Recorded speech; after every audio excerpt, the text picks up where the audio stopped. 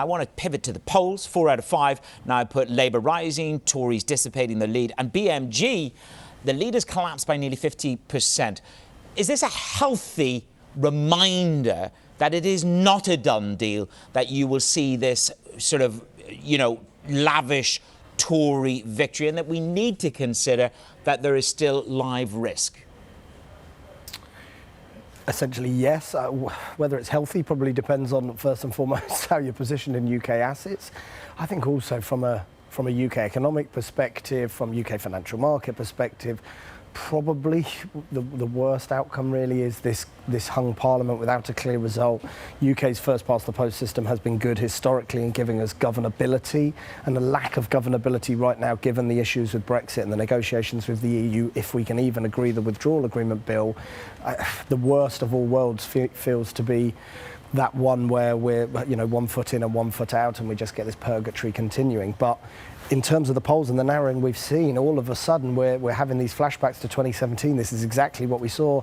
Theresa May's Tory party had a 10, 12, 15-point lead, depending on which poll you looked at, a few weeks out, and suddenly we saw this dramatic narrowing of those polls into the election. And of course, we know how that ended up. So I'm sure there are a few people, myself included, that felt the polls had consistently been pointing to a decent-sized Tory majority, that maybe have to just question that view a little bit as, the leaders are put in front of the cameras on a more frequent basis.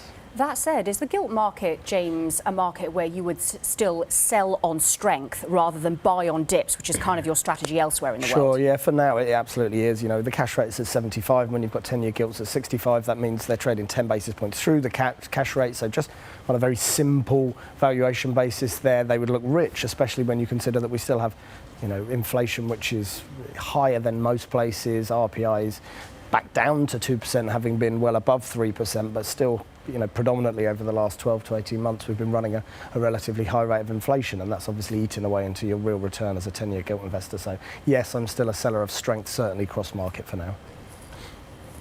Can we just dig a little bit deeper into the gilt story, James? This is the one chart that caught my eye, which is the foreigners bailed. They piled out of UK bonds essentially in October. Now, that was on hard Brexit-itis, and that sort of crux point that we went to, we rallied by, 14 bips on yield. Do you think that if we get resolution and we get a decent majority government, I say decent, if the market goes as we think it will, which is a Tory majority government, do you expect a big return, an influx of money back into the gilt market? I'm not sure, because it's implying essentially that UK gilts are a credit market. Essentially what we're saying is that we worry about the ability of the UK Revenue Authority to pay back gilts, or at least pay back gilts at the prevailing price, the prevailing interest rate. And that's why in a hard Brexit scenario, international investors would eschew the gilt market. I'm not sure that's necessarily the case. First and foremost, gilts are a rate market. We have the ability to print currency to pay back, so default risk should be virtually zero. The risk actually is that the real return is eroded away by that money printing or by inflation, and that seems a more appropriate story. Also, you have the currency impact. For lots of international reserve manager types, they would tend to take currency risk alongside some of the bond risk that they take, and therefore when we saw sterling under weakening pressure, that was maybe a reason not to own gilts so much. On sterling, are you long sterling for the moment? Still, yeah, have been structurally. It's structurally underpriced. Certainly versus the euro. I think versus the dollar's a much tougher call. The dollar generally has been quite a tough call this year.